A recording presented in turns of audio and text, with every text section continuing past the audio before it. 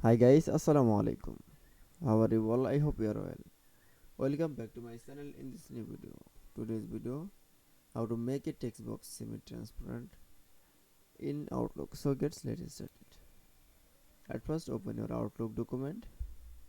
Firstly, make a text box semi-transparent is the going to the insert menu option and click for drawing option. Then I click the text box option. Then create a text box. Then go the shape fill option. Then any source color is for click.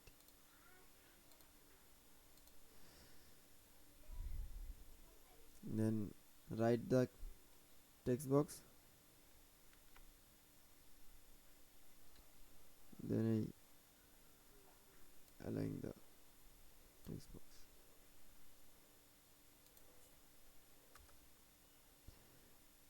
Then we have click the save and close.